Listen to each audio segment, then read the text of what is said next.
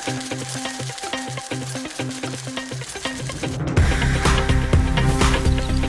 primer lugar, le cuento que este hospital, el Hospital Italiano de La Plata, es un hospital que este año va a cumplir 132 años, es un hospital comunitario, sin fines de lucro, dirigido por la propia comunidad, por los propios benefactores de la comunidad. Nació como una casa de salud para los italianos que vinieron a construir la ciudad en el año 1882, y en 1886 el hospital se fundó.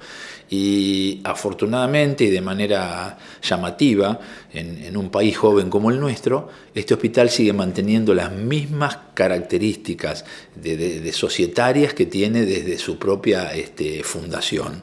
Así que eso es una impronta muy fuerte para nosotros, es decir, formar parte y dirigir un hospital comunitario sin fines de lucro. Es decir, esta es una característica que a nosotros nos hace sentir comprometidos con nuestra propia comunidad y con nuestra propia sociedad.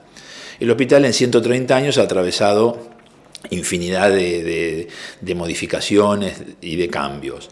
Hace unos 10 años tomamos la decisión de modernizar el hospital y modernizar su estrategia, su plan estratégico, y avanzar hacia una gestión adecuada al siglo XXI, a las necesidades de los procesos asistenciales, a las necesidades de la gente y la familia, poniendo al paciente y a la familia en el centro de todas las cuestiones hospitalarias. Nuestro lema hoy es tu salud primero. Es decir, no hay ninguna cosa en este hospital que debiera estar por encima de la necesidad del paciente y la familia que requiere ser asistido.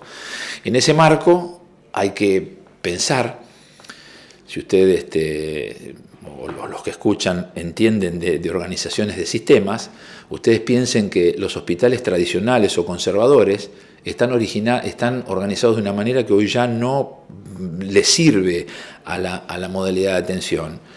Los hospitales tradicionales se organizan por especialidades que caen sobre el paciente de manera vertical. El paciente circula de manera horizontal y transversal y las especialidades le van cayendo de manera vertical. ¿Cómo se imaginan ustedes o los que están escuchando que le va a ir a un paciente que uno lo fragmenta todo el tiempo con un especialista y con una especialidad atrás de la otra?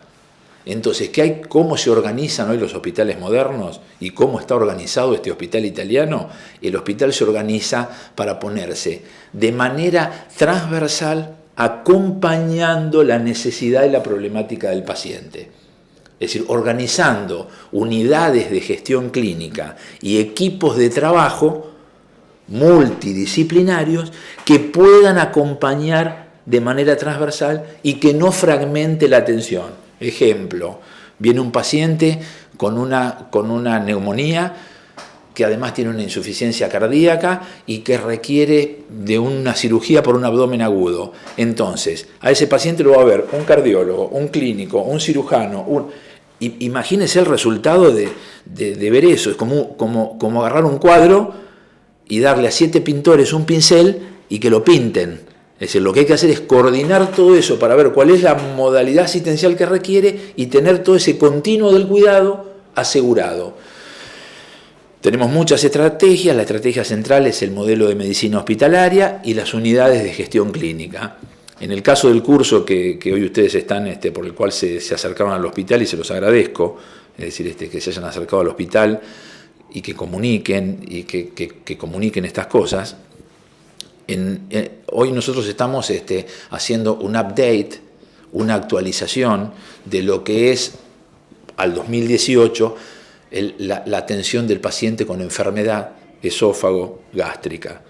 Nosotros para eso tenemos una unidad de gestión clínica de esófago, gastro y duodeno, compuestas por cirujanos, nutricionistas, clínicos oncólogos, terapistas, es decir, todos acompañan el desarrollo de esa unidad de gestión y el desarrollo de esa unidad. Esto reemplaza los antiguos servicios que usted va a escuchar, es decir, el servicio de cirugía que le cae así al paciente, el servicio de cardiología que le cae así. Sí necesito cardiólogos, sí necesito cirujanos, pero que acompañen de esta manera. Bueno, esa es la novedad de lo que está sucediendo en el hospital italiano. el hospital es una partecita del continuo del cuidado de la salud de la gente. La salud de la gente no puede estar en manos de los hospitales. La salud de la gente tiene que estar en manos de la salud pública. Y los hospitales son un actor dentro del proceso continuo de atención de la salud y de la enfermedad, que se inicia en la prevención de la salud. Promover, prevenir. O sea, educar, prevenir. Básico, ahí hay que poner toda la energía, ahí hay que poner los recursos. Si hay políticos escuchando, los sanitaristas les van a decir, pongan los recursos en la prevención, no los pongan en los hospitales. Es decir, los necesitamos los hospitales, pero en un espacio del continuo del cuidado, que viene después de la promo y prevención, que es el proceso de atención. Después viene la rehabilitación y después viene la reintegración al medio cuando podemos, o la continuidad del cuidado en otro ámbito que no va a ser el hospitalario. Claro, yo soy el director de un hospital, estoy focalizado en organizar esto, pero tengo esta mirada, tengo la obligación de tener esta mirada, y tengo la obligación de dirigir un hospital comunitario que piense de esa manera. Por eso yo no estoy pensando a través de este curso cuántos pacientes con una enfermedad del esófago más voy a operar en mi hospital, sino cómo voy a hacer para que la población que yo creo que tengo a cargo en relación a los que entienden que este hospital puede actuar, este hospital actúe en la prevención para tratar de lo que tengo que resolver quirúrgicamente o con quimioterapia o con lo que sea, es decir, tendré que resolverlo, pero también tengo que actuar responsablemente en lo otro. Si no, no me puedo llamar director de un hospital comunitario. Si no estoy haciendo una mise en scène de algo que yo me ocupo de eso porque es lo único que me interesa, y lo demás que se arregle el ministro de Salud. No, nos tenemos que arreglar todos. Bueno, esta es nuestra manera de ver el hospital italiano. Muchas gracias a ustedes por acompañarnos. El tratamiento multidisciplinario es algo esencial en los tiempos actuales. El cirujano tendía a tomar sus propias decisiones con respecto al paciente, lo mismo pasaba con el oncólogo, por ahí no había tanto contacto con los nutricionistas, radiólogos, etc. ¿Sí? Y cada persona, nosotros tenemos protocolos médicos para actuar con cierta patología en ciertos estadios, pero cada persona es un ente particular. Muchas personas escapan de esos protocolos, entonces lo ideal es tratar de ver a la persona en forma integral desde diferentes puntos de vista, desde el punto de vista oncológico, desde el punto de vista quirúrgico, y hacemos ateneos, en este hospital hacemos todas las semanas ateneos, o a veces cada 15 días, para presentar estos pacientes, ¿sí? Con todos los estudios hechos y tomar decisiones en forma conjunta de qué es lo mejor para ese paciente en particular. Si realizarse una quimioterapia previa a la cirugía, si realizarse directamente la cirugía, si nutrirlo previamente antes del procedimiento quirúrgico. Entonces, en ese sentido, la participación de todas o diferentes especialidades que involucren a este tipo de patología hacen que nosotros tengamos o tomemos las decisiones correctas en cada paciente en particular. Una cosa es el tratamiento multimodal del paciente, que, como recién dije, es para tomar la mejor decisión sobre la patología de ese paciente en particular, que eso lo hacemos en grupo, y yo creo que las charlas previas a la toma de decisiones, que son estos ateneos que hacemos todas las semanas, son esenciales para eso. Y otra cosa es el equipo quirúrgico. Si vamos al equipo quirúrgico específicamente, sí, tiene que haber un liderazgo, eso es cierto, pero lo que se necesita en esta patología en particular, estoy hablando de las patologías esófago-gástricas, son cirugías complejas, realmente que nos llevan mucho tiempo en la formación, son patologías en donde la cirugía de esófago es una de las cirugías más grandes del tubo digestivo, entonces necesitamos que todos los integrantes del grupo quirúrgico, generalmente somos todos cirujanos, sepan del tema, tengan experiencia ya en este tipo de patología, ¿sí? Hayan tenido muchas horas de quirófano para ir afinando la técnica quirúrgica. ¿Sí? Obviamente también se necesita al anestesista.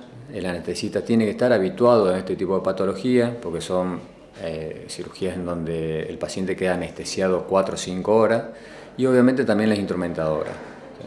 Para proveernos todos los materiales necesarios en los momentos que nosotros lo necesitemos, ¿sí? Es una cirugía en donde vos tenés que estar concentrado 4 o 5 horas, totalmente concentrado en lo que estás haciendo. A medida que el cirujano va avanzando, va pasando por diferentes etapas, ¿sí? Primero la atención del paciente, sin la cirugía, después empieza a entrar al quirófano. En ese periodo en donde está aprendiendo, creo que la simulación es invalorable, tiene una gran ventaja a nuestros tiempos, que yo soy cirujano del año 2000, no había mucha simulación, entonces aprendíamos directamente, obviamente guiados por otras personas, pero aprendíamos en el paciente. En la patología que me concierne a mí, que es la esofagogástrica, en realidad en Argentina el índice de esta patología, la prevalencia, es bastante baja, ¿sí? Yo me formé en Japón, he viajado a China, más países orientales en donde el cáncer gástrico y esofágico es la primera causa de mortalidad por cáncer, y tienen programas de detección precoz. La detección precoz es imprescindible en el tratamiento del cáncer de esófago y estómago. El porcentaje de curabilidad y la supervivencia cambian drásticamente si el diagnóstico es en etapa temprana y no en etapa más tardía, como solemos ver a los pacientes acá en Argentina.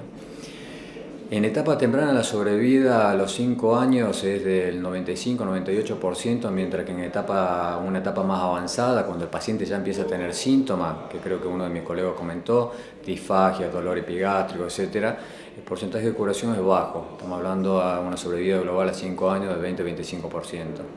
Entonces hay una drástica diferencia entre una detección precoz de esta patología y una detección tardía, que es cuando ya el paciente tiene síntomas. Como recomendación, todo paciente que tenga familiares directos que hayan tenido patología esofagogástrica, se debería realizar una endoscopía de control, por más que no tenga síntomas, a los 45 años en adelante. Después dirá el gastroenterólogo con qué frecuencia, depende de lo que vean en el estudio, con qué frecuencia va a tener que realizarse la endoscopía. La endoscopía es un método seguro, ¿sí? Así que no hay que tenerle miedo a eso. Y en pacientes que no tienen antecedentes familiares directos, recomendaría que después de los 50 años, así como se hace el examen prostático, el examen neumonológico, también se haga una endoscopía para tratar de detectar precozmente el cáncer gástrico y el cáncer de esófago. Lo habitual es que este cáncer, la mayor preponderancia esté entre los 50-60, 60-70 años, ¿sí?